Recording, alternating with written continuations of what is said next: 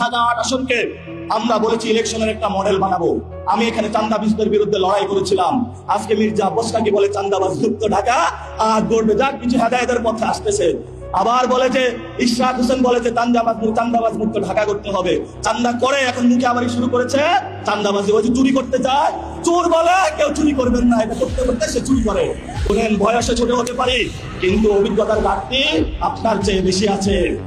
বয়সে ছোট হতে পারি, অভিজ্ঞতার ঘাটতি আপনার চেয়ে বেশি আসি।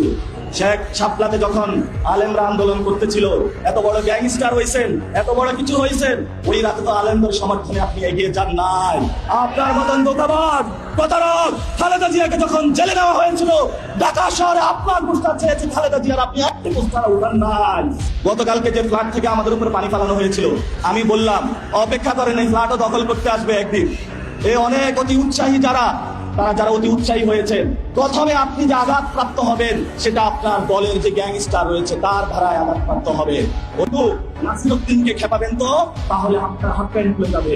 কারণ আমরা শেখ হাসিনার হাফ প্যান্ট খুলে দিয়েছিলাম, সেটা হাফ প্যান্ট খুলে নাই, তাকে দিল্লিতে পাঠিয়ে দিয়েছিলাম। আমার সাথে কখনো হলো হাঙ্কি পাঙ্কি আপনি করবেন না। করতে চাইলে অন্য কোথাও গিয়ে করেন, আমার সাথে যদি হাঙ্কি পাঙ্কি করার চেষ্টা করেন সমুচিত আমরা জবাব দিব। কারণ আমি এক আল্লাহ ছাড়া কাউরে ভয় পাই না।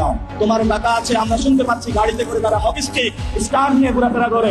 পুলিশ তো এখানে নাকি স্ট্যাম্প এবং হকি স্টিক পাওয়া যাচ্ছে না, সব নাকি বিক্রি হয়ে গিয়েছে। আসুন খেলা হবে, দেখি কেমন খেলা খেলতে পারেন।